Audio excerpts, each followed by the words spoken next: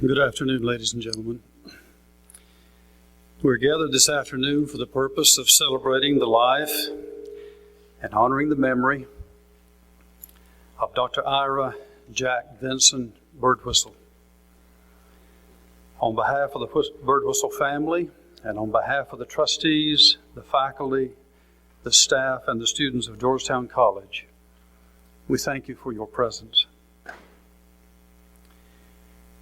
There's no more fitting place for this memorial service than here in the John L. Hill Chapel on the campus of Georgetown College, where Dr. Birdwhistell served for over 3 decades. There were many times through the years, especially in his earlier years upon returning, where he was present in this chapel auditorium. There were the services, the programs, the lectures, the classes, and the entertainment which took place. But there was also the fact that this building represented for him the beautiful symbol of faith commitment interwoven with learning and with truth. 20 years ago, in exploring that important relationship between faith and learning, a notable scholar of American religious history, Dr. George Marsden, published a significant book entitled The Soul of the American University. Today we gather to honor a man whose life and ministry exemplified this beautiful combination of faith commitments and intellectual pursuits, wrapped in a fabric of great love and care for all whom he touched. At some point in the future, when the annals of Georgetown College are written as its testament, the name of Jack Birdwhistell will be remembered as the man who truly embodied the soul of Georgetown College. We're gathered now in this sacred place in a high and holy moment, and drawing strength from the memory of the one whom we honor. May God's blessings be to you all. Amen.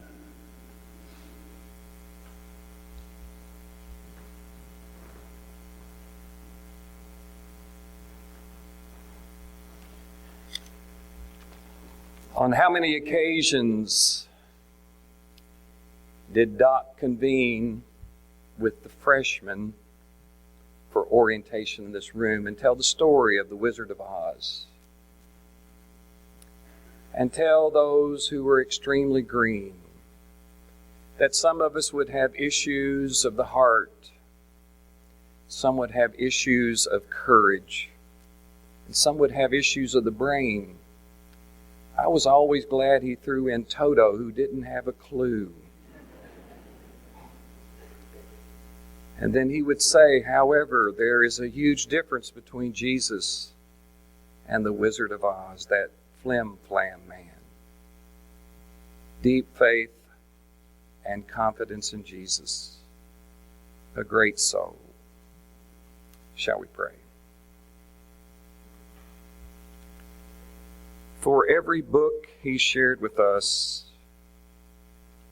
for every handwritten note of encouragement, for every wise counsel he gave us, for every energizing smile, for his priceless chuckle, for his grace-filled gospel,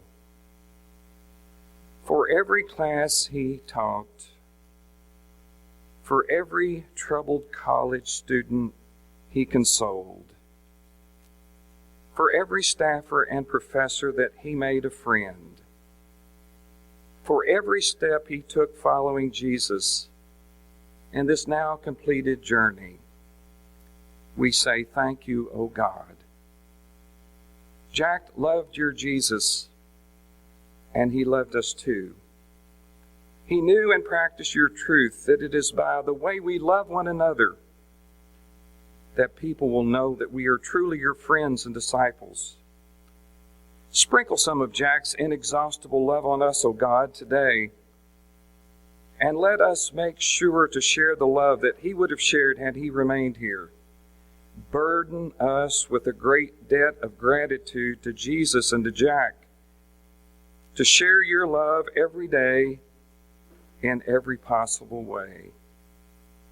Comfort now, we pray, his beloved family, this college campus, and his friends with your amazing grace and perfect peace through the hope of the resurrection we share in Jesus Christ, in whose name we pray. Amen.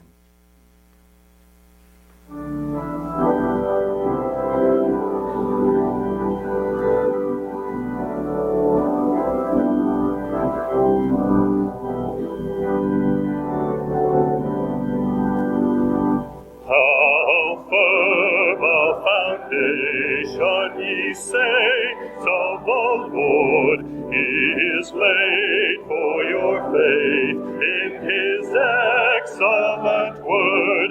What more can he say than to you he has said, to you who for refuge to Jesus have fled?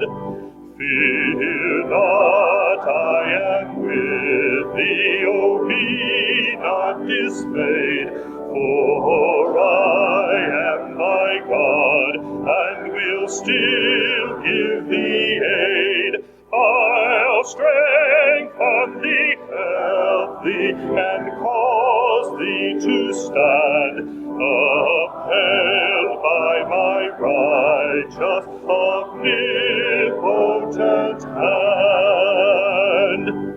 When through fiery trials thy pathway shall lie, thy grace all sufficient shall be thy supply. The flame shall not hurt thee, thy only design, thy dross to consume, and thy gold to refine. The soul that on Jesus has leaned for repose, I will not desert to his foes, that so through all hell should endeavor to shake.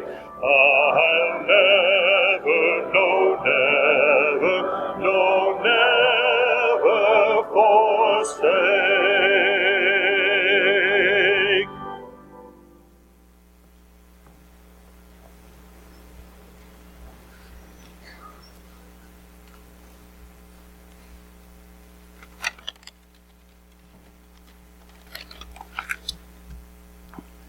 It was in the fall of my sophomore year that Doc asked me to be his new assistant.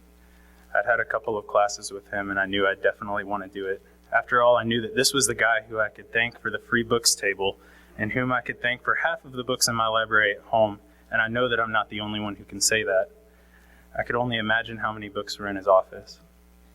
At first, I just did small things like get his mail or return things to the library, but eventually I got to see his books, which had accumulated so much so that they were spilling into a large closet down the hall.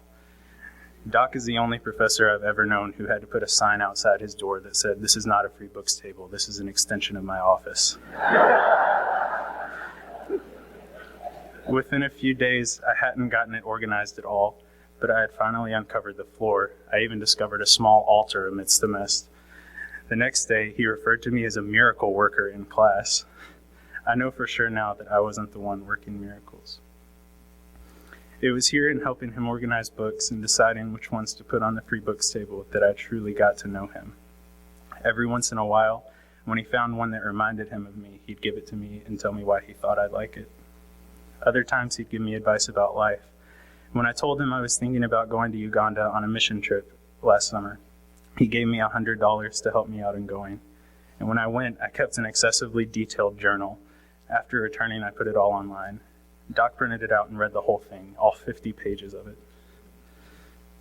It meant so much because he never did things like that out of obligation. He really cared. Even in his classes, we weren't simply learning machines to him. We were people. And in our projects, he always let us express ourselves in the way we wanted. And he always kept up with everyone he cared about. Whether it was a recent graduate in the Peace Corps or an alumnus from 15 years ago doing awesome things out in the world, that's just who he was. I know that my story is very similar to so many others who were here before me. And though I know I wasn't his favorite, the fact that every single one of us felt like we were is a testament to just how loving and caring he really was. He truly were a light shining in the darkness that could never go out. I know that you'll always be that for us, and where you are now, shine on, shine on.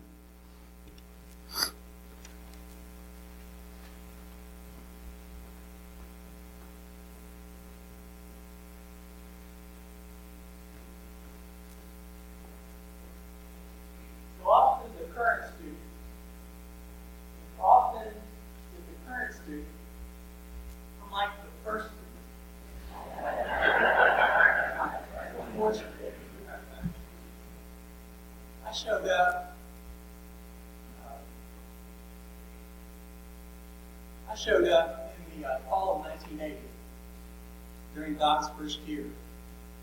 Doc came in January of 1980. And it was during that first year we must have had some kind of freshman talent show or some silly thing like that. And I sang a song that talked about transitions. Talked about how a freshman will leave their world of being at home and find themselves in a different world, the world of college. And somehow that song stuck with Doc. And it's been a pain in my rear end ever since. Because he's asked me to sing it several times, and each time I have to dig it out. But as you hear the words of this song, and it talks about finding a new world and being in a new world, maybe we can think about just not a new world of where we move to, but maybe a new world now without Doc and what that might look like.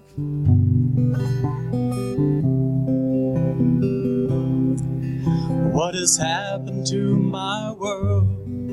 I find myself in another. The friends that I have loved are no longer by my side. The sunsets that we share are no longer there. The times we've spent together, now memories. Oh, dear Lord, take care of me. I know you'll meet my needs. Watch over and please guide my every step. In this new life I find myself.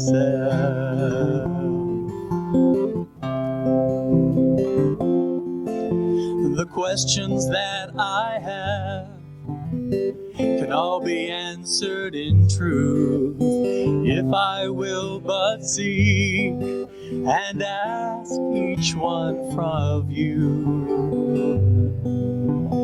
Where just have I been? What's up ahead? What is it that my future holds? Oh, dear Lord, take care of me.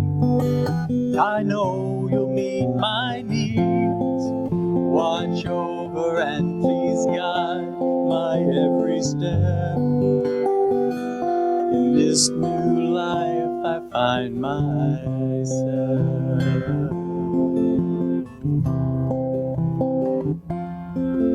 You said, come follow you. That's what faith is made of. Trusting in your word and looking to above. Not knowing what is there, but knowing that you care. You cared enough to send your only Son. Oh, dear Lord, take care of me. I know you'll meet my needs. Watch over and please guide my every step. In this new life I find myself. Watch over and please guide our every step. In this new life we find ourselves.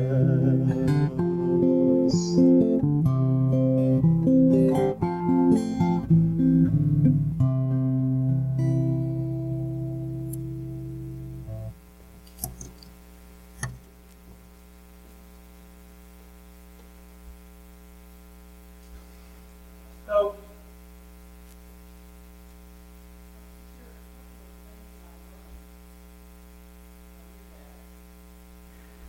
from our friend, and I'd like to share them through a couple of things that Doc loved. And I won't take long. But Doc loved family, and I learned that. Doc loved his family, his brothers, his relatives, all of his relatives. He loved Dan and Corey. He loved being a dad, and he loved being a granddad, as you could tell in those pictures of Dylan. He loved being at the baptism of Corey's son, Dylan. I remember, did I mention I was one of those first students? So Dan and Corey were about that tall. And I remember seeing them walking with Doc across the top of Giddings Circle on a big wheel and a tricycle. And he would walk across there, and I remember thinking, this is just a great place to raise a family. The kids were always around the college, much like many of our children are today. So we go to the cafeteria and we see little ones around. So I learned that you can be a dad and a minister, and you can be a campus minister, and that a college campus is a great place to raise kids. Doc loved sports. He loved his Tigers. He loved having the Georgetown College athletes in his classes. In addition to the orange and black, there are 3 major sports for Doc, and they have strong colors. For baseball, it was red. It was the Cincinnati Reds. He watched them. He listened to them. He kept up with them. In football, that color was brown. It was the Cleveland Browns. Really?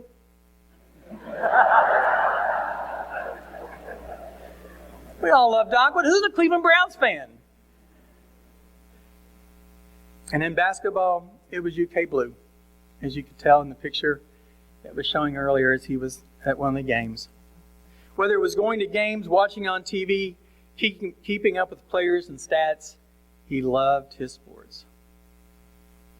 Well, I learned from Doc, and this week Dan reaffirmed this practice, so it's coming from his son.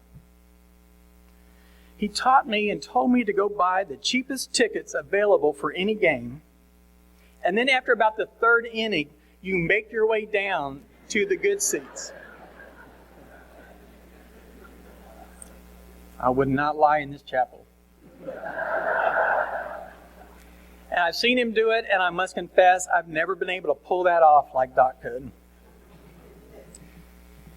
Do you know he loved books?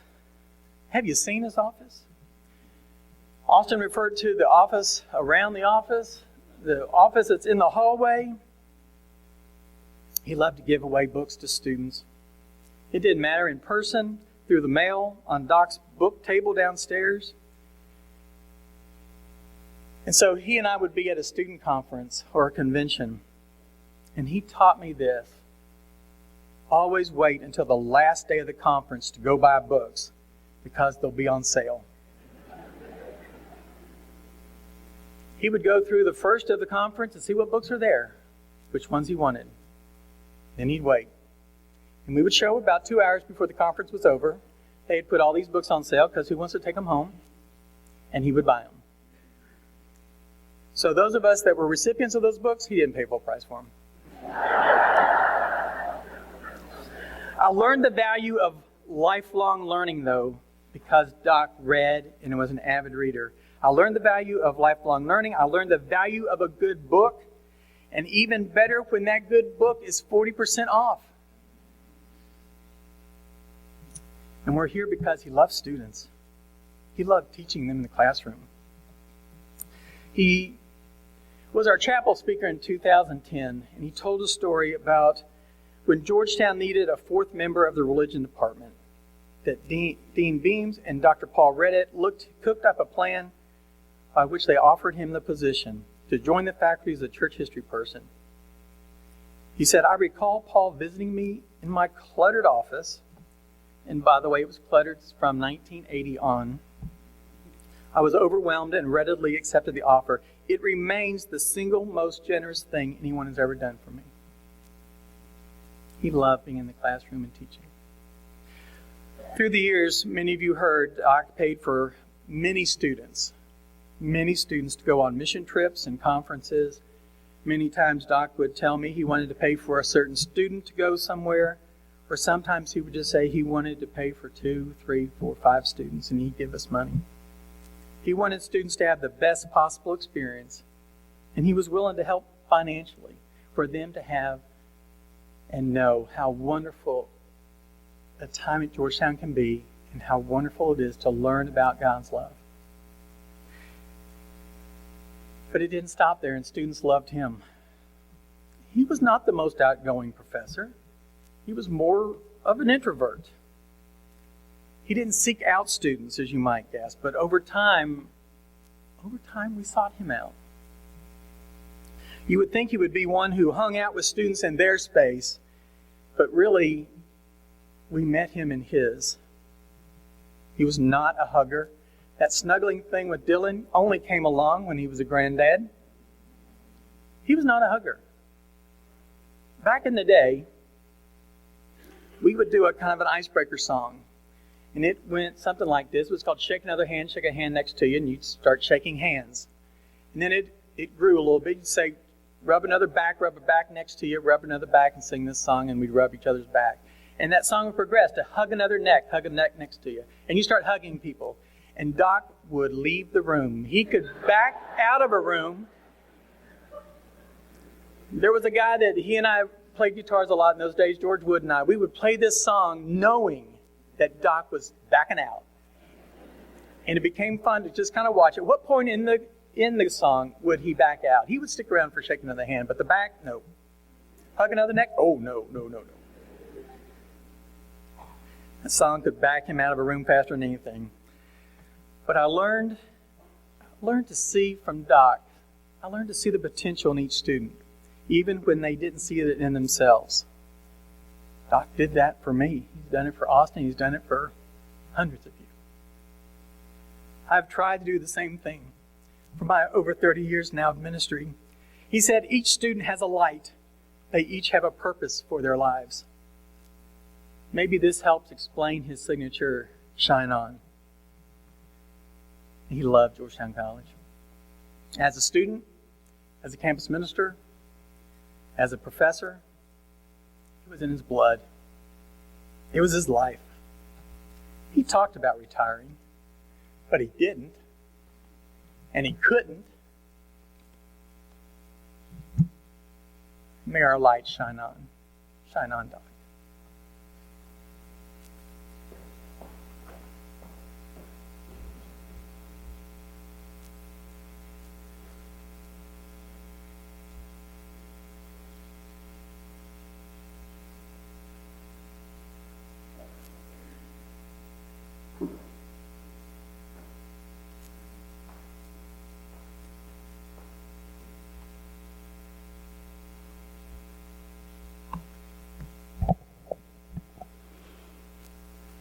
This is a reading from Matthew chapter 5, verses 1 through 16. Jack Birdwhistell loved, taught, and most importantly, lived this text. Now when Jesus saw the crowds, he went up on a mountainside and sat down. And if you picture that in your mind, can't you see Jack doing that? He wouldn't be sitting here, he'd be sitting right up there. And his disciples came to him, and he began to teach them. He said, "Blessed are the poor in spirit, for theirs is the kingdom of heaven. Blessed are those who mourn, for they will be comforted. Blessed are the meek, for they will inherit the earth. Blessed are those who hunger and thirst for righteousness, for they will be filled. Blessed are the merciful, for they will be shown mercy. Blessed are the pure in heart, for they will see God. Blessed are the peacemakers, for they will be called children of God. Blessed are those who are persecuted because of righteousness, for theirs is the kingdom of heaven. Blessed are you when people insult you, persecute you, and falsely say all kinds of evil against you because of me. Rejoice and be glad, because great is your reward in heaven. You are the salt of the earth. But if salt loses its saltiness, how can it be made salty again? It is no longer good for anything except to be thrown out and trampled underfoot. You are the light of the world. A city on a hill cannot be hidden. Neither do people light a lamp and put it under a bowl. Instead, they put it on its stand, and it gives light to everyone in the house. In the same way, let your light shine before others, that they may see your good deeds and glorify your Father in heaven. Today we give thanks for the ways we saw God's light shine through the life of Doc Birdwhistell, who will always be my Uncle Jack. I'm confident that his light will continue to shine on through the thousands of lives that caught a spark of that light here in this very special place. Thanks be to God.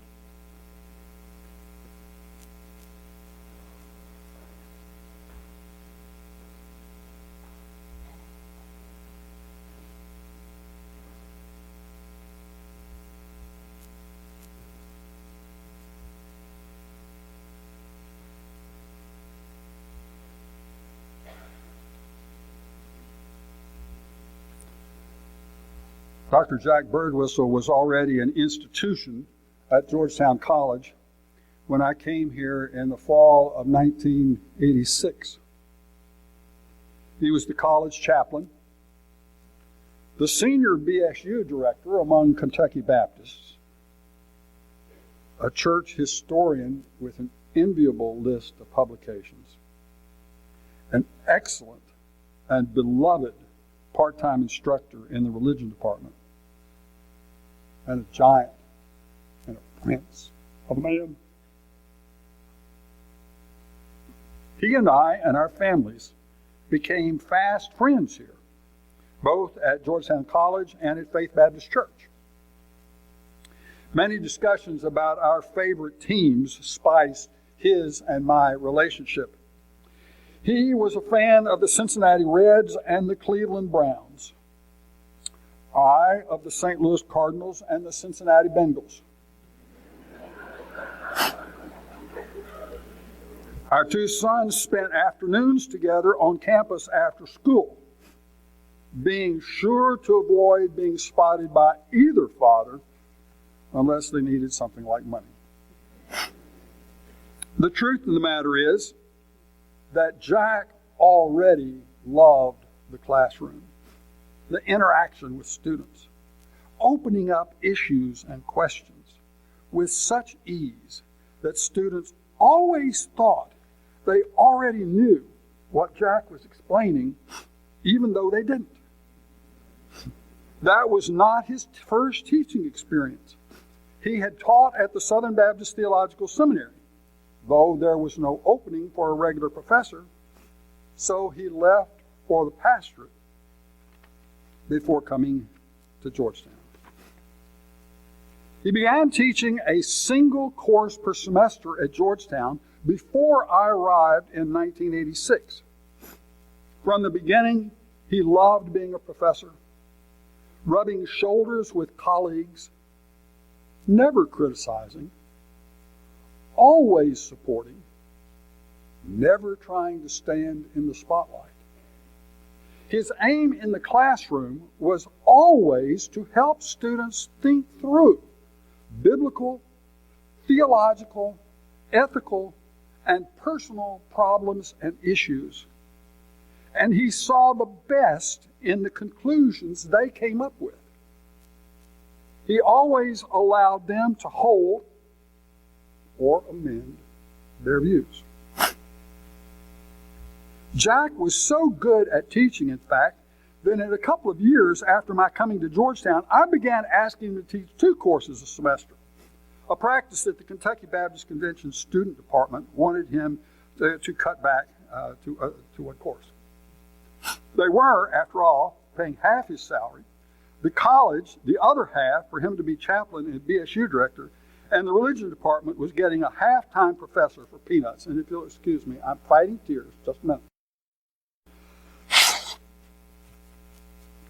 When it became clear that Dr. Dwight Moody might be available to be the college chaplain, I asked President Bill Crouch for and received permission to invite Jack to join the religion department as a full-time member. I know that decision was not as important to me as the decision to propose to the lady who became my wife. But among my administrative decisions at Georgetown College, that was one of my very best.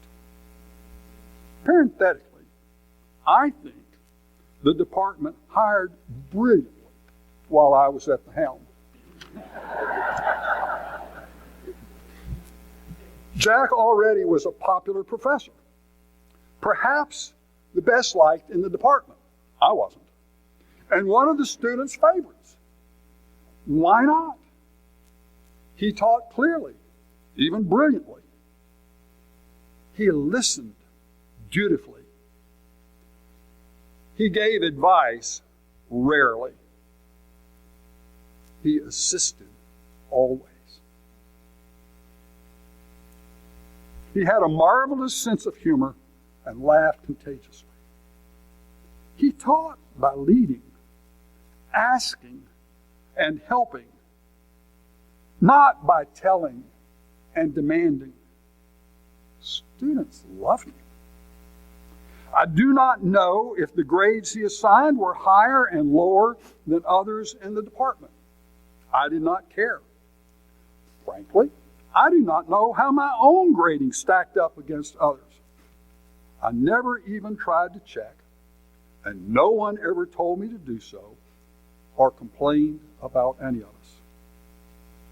The professor-student relationship here at Georgetown College is always one-to-one, no matter how many students there are in class.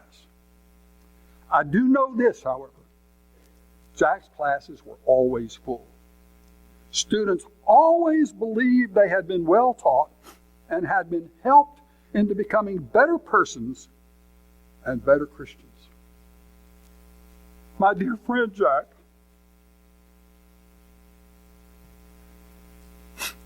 please hear me. As you sit at the feet of Jesus Lord and learn from the Master, we love you. We always loved you. We miss you. We will never forget you. Enjoy the reward you have laid up in heaven by your faithful service here on earth. May God also comfort and richly bless the members of Jack's family as they mourn his death and celebrate his life and accomplishments.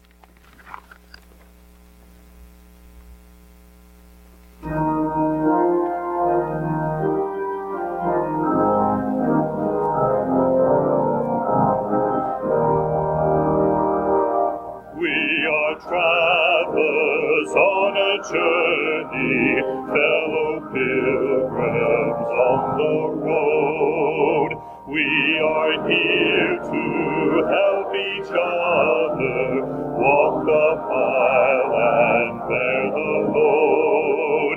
I will hold the Christ light for you in the night time of your fear. I will hold my hand out to you, speak the peace you long to hear. Sisters, let me be your servant, let me be as Christ to you. Then I may have the grace to let my way my servant too. Brother, let me be your servant, let me be as Christ to you. I may have the grace to let you be my servant too. I will weep when you are weeping, when you laugh, I'll laugh with you. I will share your joy and sorrow till we sing this journey through. When we sing to God in heaven, we shall find such harmony. Born of all we've known together, of Christ's love and agony.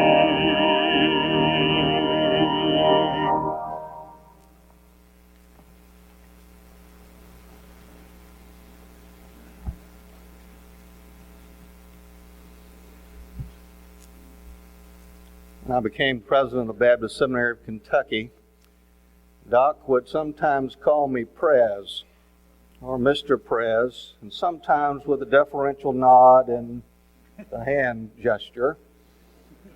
I was never offended. It was a playful part of a relationship that we shared. Because I had been a pastor for 29 years, and 6 of those at Faith here in town, his pastor, he sometimes just called me preacher. But the best name that he had for me was when he called me friend. And as only he could say it, Friend Greg. I was Doc's friend for over 40 years. He was a doctoral student at Southern Seminary, working on his PhD. In the fall of 1973, I was an MDiv student, taking church history with Dr. Eglin Henson. Jack was what they call the Garrett Fellow, meaning a grader or assistant. And in the course of taking Dr. Henson, the exams were always shaped in such a way that you were presented with hypothetical situations, something with a current issue attached to it, and you were expected then to take your information and to apply it to the situation that was being described.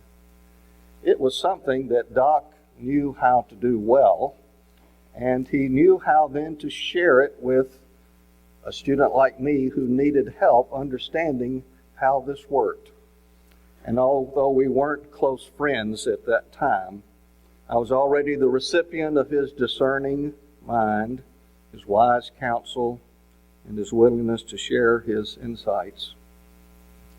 When Doc was completing his dissertation at Southern Seminary, I entered the PhD program, and then we became friends. More than acquaintances, but not spend a lot of time together friends. but we shared things in common pursuits like trying to finish our doctoral work, common interests like sports, and common commitments like being student pastors. And I'm sure Nancy will remember her days of going down to Canmore Baptist Church. Melody Cheney grew up in that church. She's now a trustee on our seminary board, and she's told me many stories. Stories of Doc piling children from a lady didn't want to take her children to church, but 7 or 8 of them, and bringing them to church, and doing a wedding in a robe in midsummer, and they had to put the windows up, and it was talking about it recently when he had visited with them, trying not to pass out and to get the service done while just about, sweating all the way through. Melody Cheney talked about her love for Doc and how at critical moments in her own journey, she looked to him for guidance. When she kind of moved away from the church, someone had suggested reading some of Borg's books. And she thought, well, maybe this is okay, but I better check this out with Doc. And so she said, when she told him, he let out that high-pitched hoot of his and started laughing. He said he never dreamed he would get such a call from his Canberra folks wanting to talk about Borg.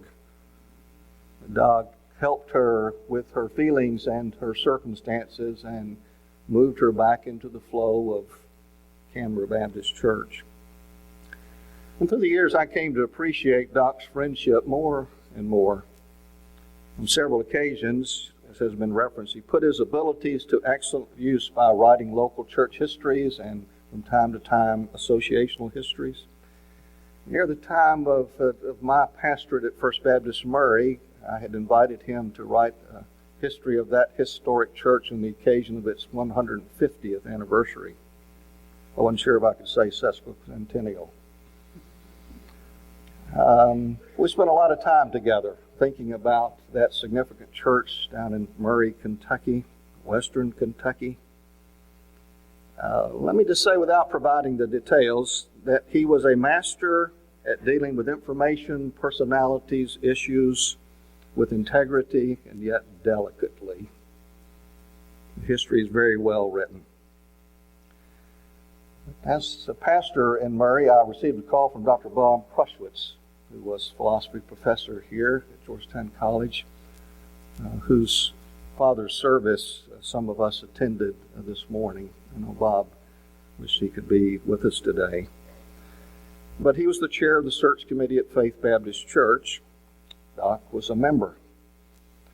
And valuing his insights and perspectives and knowing that he was a good sounding board, we had a lot of long conversations about Faith Baptist Church and whether that was a good place to be.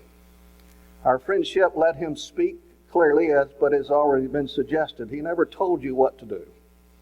But he let you talk it out. And in the process of things, you came to a better understanding of what might be the route to take.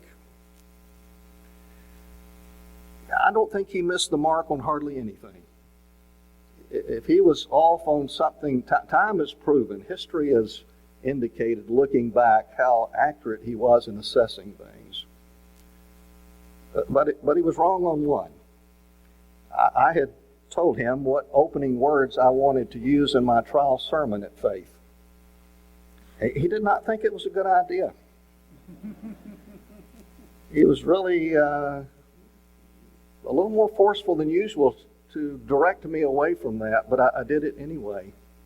The opening line was, "You are here to see if I can preach a good sermon. I am here to see if you know a good sermon when you hear one." It was, as Doc suggested, risky, and only the good folks at Faith Baptist Church found it funny and laughed, as you did. But he was rarely off, and probably it could have gone the other way then. And Faith Baptist Church turned out to be a marvelous group of folks. Corey was off at Guilford College when I came. Dan was in the youth group. And so we got to know each other some, and it has been a joy and delight to watch the two of you grow up and know that Doc is just so incredibly proud of you and pleased with all that you've done. When he and I have gotten together through these years, it's always been an update about family. And of course, Doug and Dylan have changed the picture somewhat, quite favorably. But as you know, some of you may know, Doc taught for us in our beginning years at Baptist Seminary of Kentucky courses in Baptist heritage, his specialty.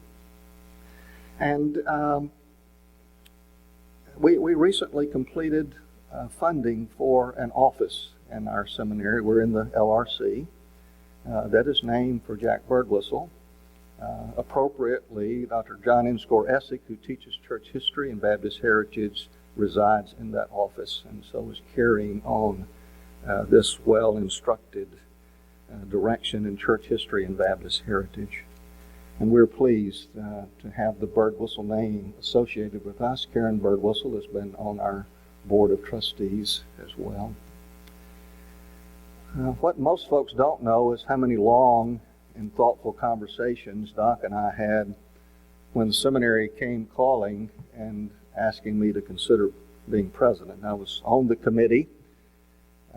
Doc and I had talked often about starting a new seminary in Kentucky. And I always valued his opinion. He was candid. And he never said to me directly, you're the right person. I really think you ought to do this. But he was always supportive, helping one sort things out, a good sounding board, discerning how things might be.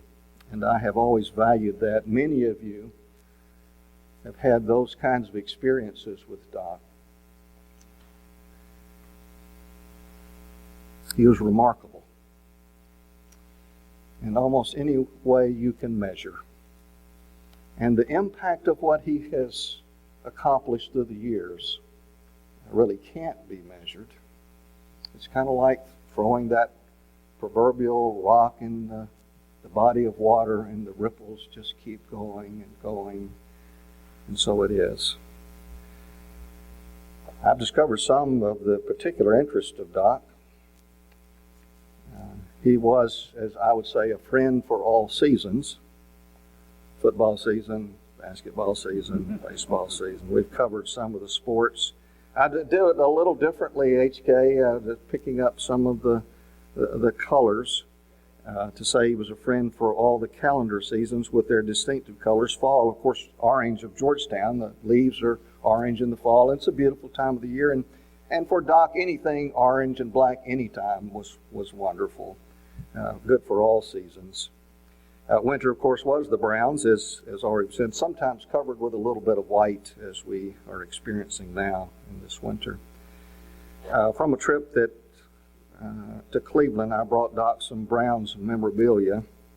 I'd like to apologize to the family for feeding his football fetish and adding to his collection of stuff. If there are Yankees things that he didn't collect, those are probably from me, and he reciprocated often, even though he wasn't a Yankees fan. Spring, of course, the spring of the year would be blue skies and big blue basketball, and I'm pretty sure that if you had asked Doc prior to last Friday, did he know about the game in 1964, February the 8th, and how many rebounds, what the record was for UK and NCAA, record 108 rebounds. I'm going to guess that he knew that and could just probably have pulled that right out. What was it in the crossword puzzle today, the New York Times crossword puzzle of 1988 Dodgers MVP, or whatever the title was? It was Kirk Gibson. I should have asked if anybody knew that, but I'm pretty confident Doc would have known that kind of thing. And then summer, of course, was the Reds. And some of us traveled, Wednesday lunch group traveled up to see the Reds from time to time. That was great fun, being in that setting. As has been referenced before in various news stories, there was a Wednesday lunch group of friends, and we brought our own lunches, we sat around the table, we talked. It was typically fairly lighthearted, sometimes serious, more letting our hair down. was more of a problem for some than others. But according to Doc, Ken Holden, who's here, Ken Perkins, who is here, and Beth, were the entertaining storytellers of the group. And Ken Holden told me yesterday that the group really functioned for Doc like church. It was an amazing time to be together and to share that kind of friendship, and the centrifugal force that kept us together was Doc.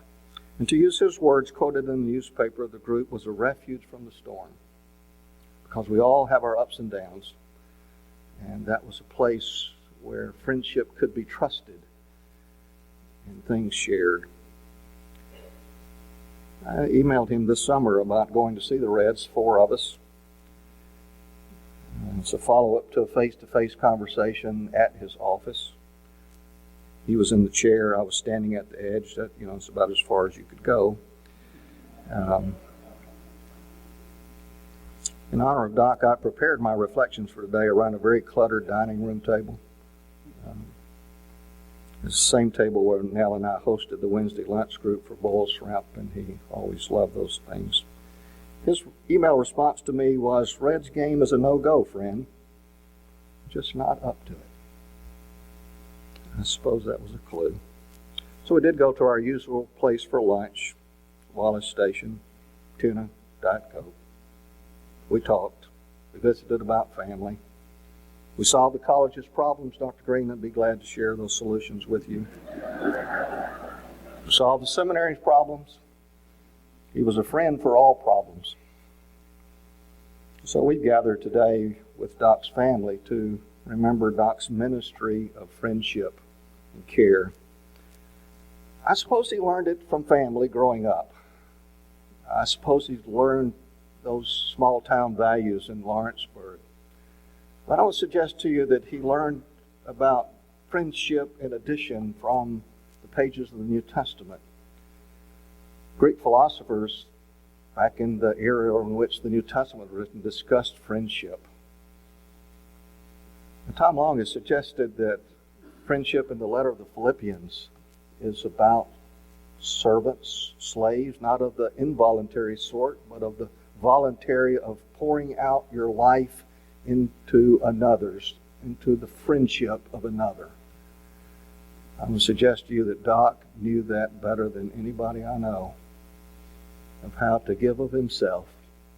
Always interested in what was going on with you, always wanting to listen to you, always helping guide you, not forcefully, but carefully leading you toward what kind of wholeness and health God had for you.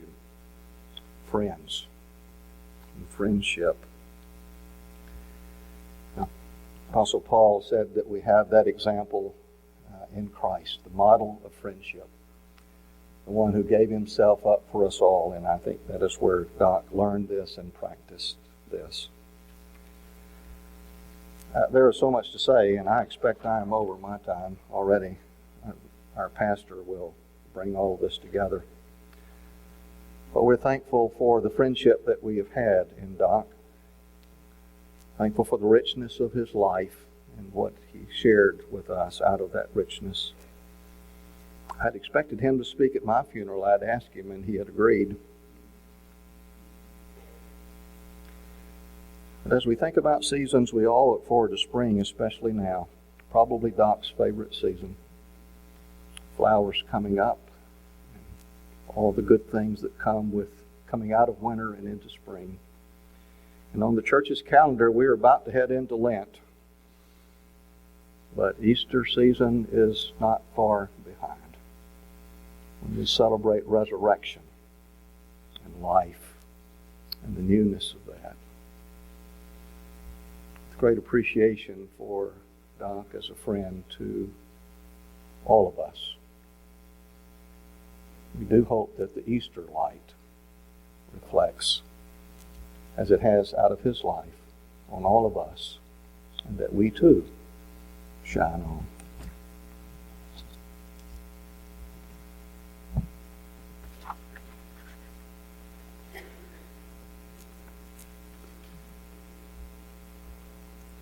The 112th Psalm. Praise the Lord. Blessed are those who fear the Lord, who find great delight in his commands.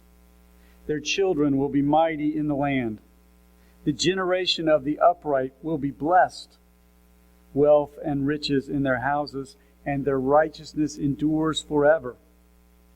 Even in darkness, light dawns for the upright, for those who are gracious and compassionate and righteous. Good will come to those who are generous and lend freely, who conduct their affairs with justice. Surely the righteous will never be shaken. They will be remembered forever. They will have no fear of bad news. Their hearts are steadfast, trusting in the Lord. Their hearts are secure. They will have no fear. In the end, they will look in triumph on their foes. They have freely scattered their gifts to the poor. Their righteousness endures forever. Their horn will be lifted high in honor. Before I begin, 2 quick words. The first word is thank you to the college and the college community. Thank you, Dr. Green, for being our host today. And thank you, HK, for all that he's done in putting this together. This is a wonderful testimony of the partnership between local churches and this college community, and Faith Baptist Church and myself offer you our thanks.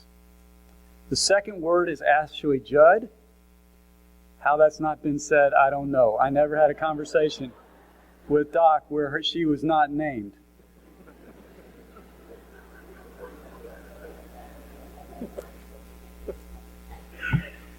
When I think of Jack Birdwhistell, I always think of books. And as I considered what might be said, after all of these kind, insightful, and eloquent reminders of why this particular man could have had such a profound and unexpected influence on so many, I thought of Jack's life as a book.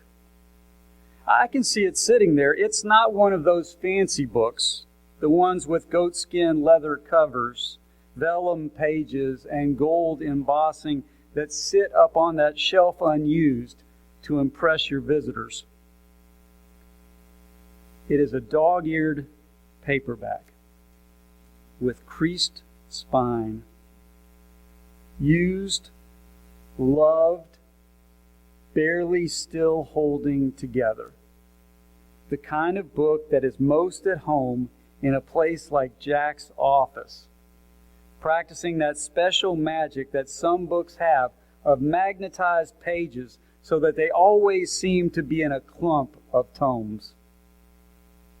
And while I can see the book, I can't make out the title. Is it How an Introvert Filled a Chapel? Or From a Cluttered Desk He Changed the World? Perhaps The Teddy Bear. Maybe The Raggedy Saint. I just can't quite make it out. First chapters of books are always important.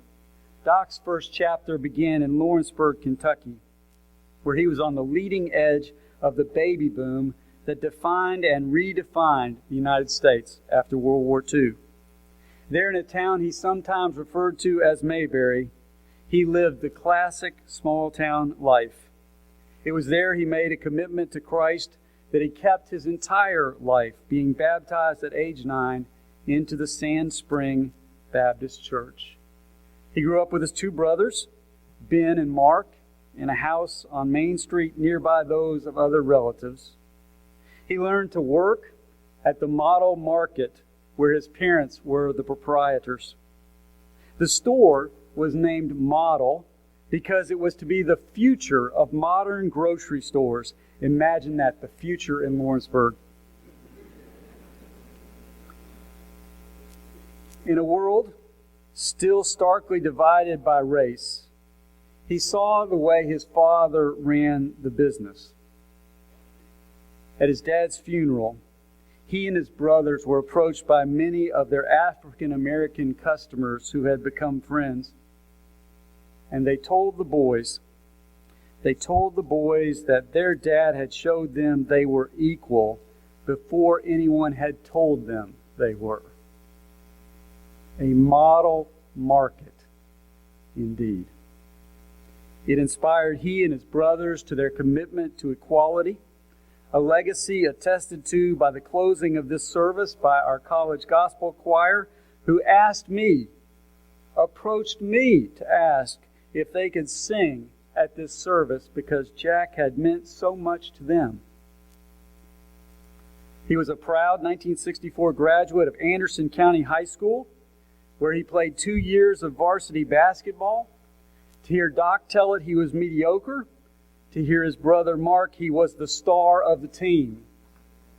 For today we'll believe Mark.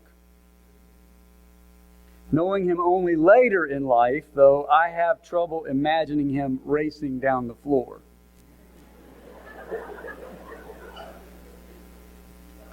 The first chapter of Doc's life is in many ways indistinguishable from so many others of his era.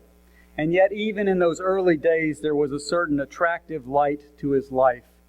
Graduating high school, he joined the burgeoning throng at Georgetown, and even here he stood out.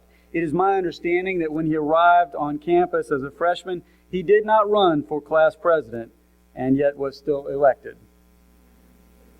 In college, he followed the stream of expectation of people of his generation. He took a major in math that he didn't really enjoy, but figured he'd started and he needed to finish. And his first chapter ended with little that seemed to suggest anything overly special was in store. But at the same time, that firm foundation and stable foundation was laid from which the rest of his life would spring.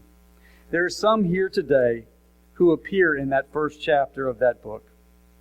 Their grief, while the same, is different than the rest of ours. Their grief is echoed in sepia-tinted photographs he showed me with aunts and cousins and stern faces. But as you grieve and you remember, know that the same God who was even in those days gently calling Jack is the light in your own valley of the shadow, bringing hope. The second chapter in the book of Doc's life begins with new direction. He left school to pursue his calling and his love. He loved Jesus and he loved Jesus' church. His ministerial call took place at Ridgecrest while still a student here. And everything he ever hoped ministry would be, he found at Southern Seminary, where he immersed himself in the life of the mind. I've been told that he frustrated colleagues with his ability to take tests, that he would look at the blank chalkboard in front of the room and then read in his mind what had been written there days before by the professor. He was such a fine student that it appeared for a time that he would be added to the faculty of that institution, but politics, both in the school and the denomination, kept that from ever happening. And while that was a great personal disappointment, everyone here today should thank God that it did. Doc and his wife Nancy had their first child at the end of that time in Louisville. That'd be you, Corey. With the life of an academic delayed, Jack was called to be pastor of Drakesboro Baptist Church in western Kentucky. He had pastored, of course, in Canmer, but his first full-time pastorate was in Drakesboro. In the short time that he was there, his family grew. That would be you, Dan. Oh, how they loved him there, just as we would love him here. I understand some of those folks are here today. I also know that some people who went back with him to Drakesboro described his return as being like a rock star, the way he was received. There was just something about Doc that made his way of living shine the Christ light. And in that, he became beloved pastor. I suspect it was there in Drakesboro that he began to put in practice his head, heart, and hands approach to the spiritual life and ministry. Chapter 3 begins with a twist. We expect that the story will continue with a string of successful pastorates ever bigger and a comfortable retirement enlivened by the occasional interim pastorate. But Doc felt still called to work with students. And when the campus minister position opened at his alma mater, he was quick to say yes.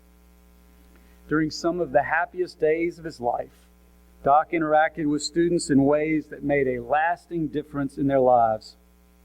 He had a peculiar gift that made him a trusted minister, guide, and friend. His wisdom was not a series of old saws, bromides, or advice. His was the true wisdom that led those who sought them to discover the tools that would provide them with their own answers.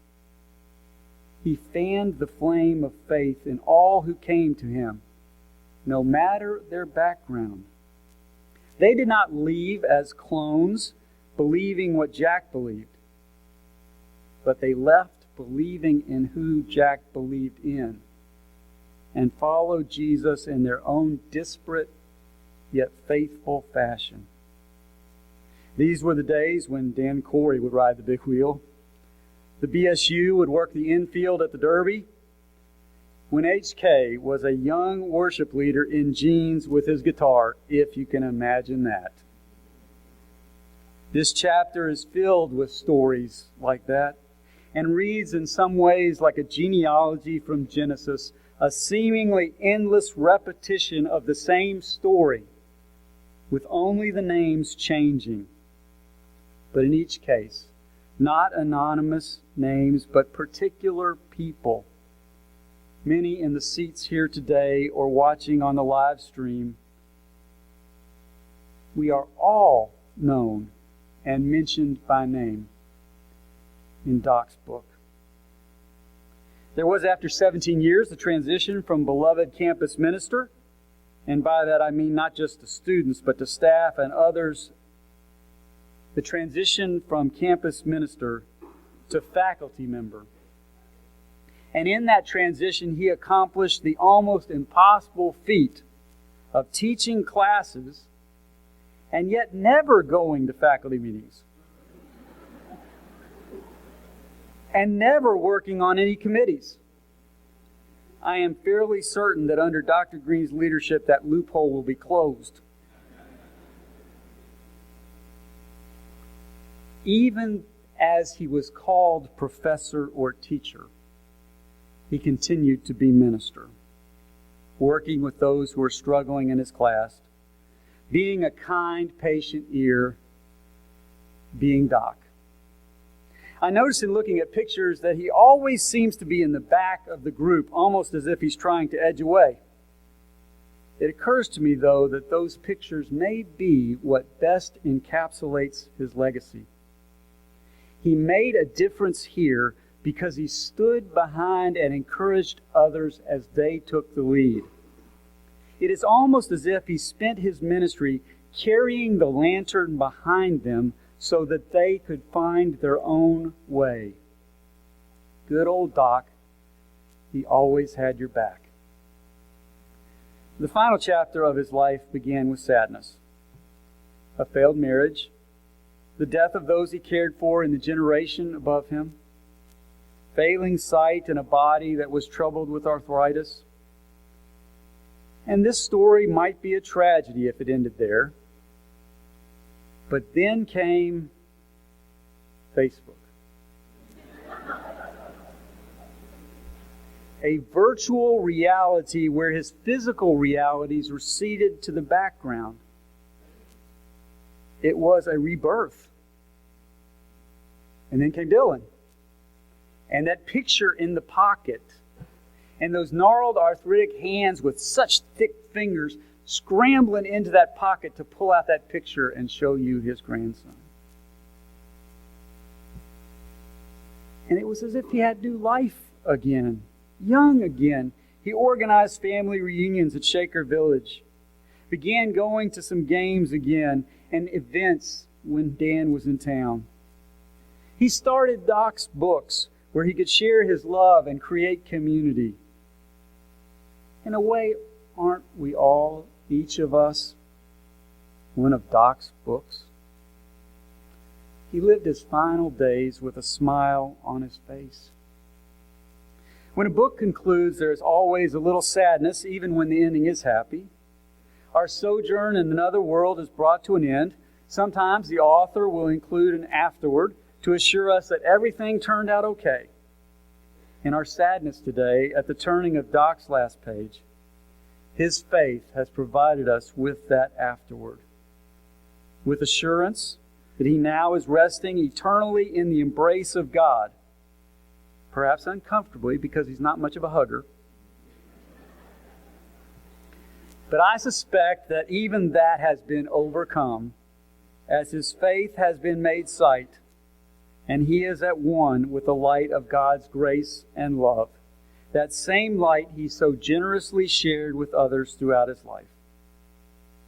In God's afterward, we have the promise that God is with us now in our sadness, that our grief is not for Jack and what has become of him, but for our own loss and our own lives, that we grieve the conversations we will not share, the projects that are left undone, the moments of friendship. We grieve deeply because we love deeply. And God promises that just as he has been Jack's destination, he is leading those of faith by light to our eternal home. I want to close today with a few words that Jack shared at his last lecture a few years ago. They are, I think, both a promise and a challenge to us. He said, "You need to know that I'm not a very religious guy. I don't see visions. I rarely hear the voice of God. I am the world's worst prayer." But he then went on to share the vision from the Trappist monk and mystic Thomas Merton, who found himself in Louisville in October 1958. Merton wrote in his journal, "In Louisville, at the corner of 4th and Walnut, in the center of the shopping district, I was suddenly overwhelmed with the realization that I loved all these people, that they were mine and I theirs. If only everybody could realize this, but it cannot be explained. There is no way of telling people that we are all walking around shining like the sun." And when he finished reading that quote, Jack continued, "Hold on there, Tom Merton. I may be neither mystic nor monk, but I have had that experience many times. Not at the corner of 4th and Walnut in Louisville, but in all sorts of locations at Georgetown College. Most often when coming out the rear of Hill Chapel, looking left and right, seeing students walking around, shining like the sun." And as I put the book of Doc's life back on the desk, among all the others finally to remain there fully written for this earth, I'll pick it up again from time to time. It'll be remembered, consulted, and treasured. Just now, the spine with the title, it's finally become clear to me. The title of Doc's life, a simple phrase that Doc would say to us, that we say today to him, that God whispers to each of us in our ears, "Shine on."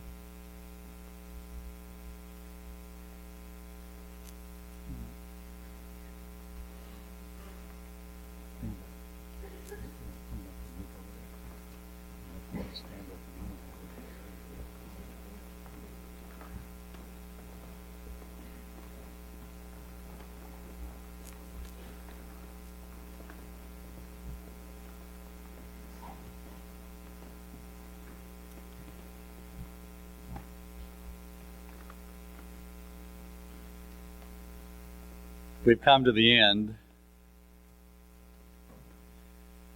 not only of Doc's earthly life, but of this service. We've gathered to worship God, to give honor to whom honor is due, to comfort the family and the friends who've suffered a great loss, and also to declare our faith in Jesus Christ, risen from the dead. It's been a great service, and I've been inspired by the life of Jesus Christ that we have heard recounted in the life of Doc Birdwhistell. And now we come to the benediction. I do want to thank all of you for being here today on behalf of the family and the college. Your presence here today is a testimony to the shining light of Jesus Christ in every one of you that has been cultivated and nourished by your friendship with Doc Birdwhistell. Now would you stand, please, for the benediction?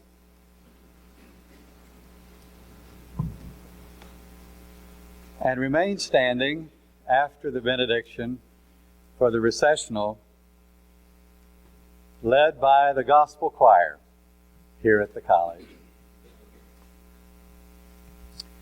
Almighty and everlasting God, who out of darkness said, "Let there be light," you shine on your grace and glory on this place. Jesus Christ, prophet of God, healer of the sick, light of the world, shine again in all of us that we might reflect the glory of God.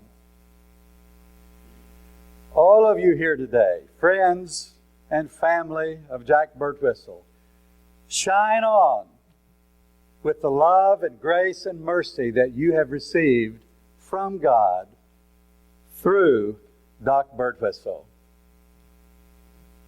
And Doc,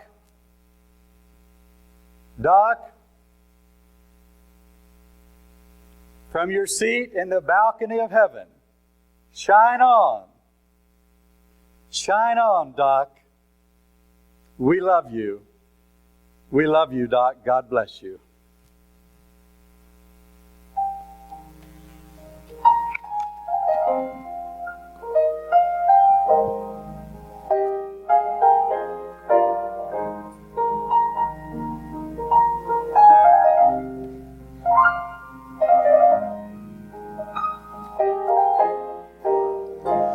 My goal is to sit at the throne, at the right hand of Jesus, proclaim my new home.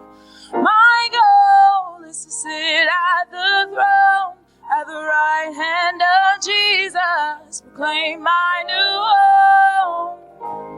My goal is to sit at the right hand of Jesus, proclaim my new home. Is to sit at the throne, at the right hand of Jesus, Proclaim my new home.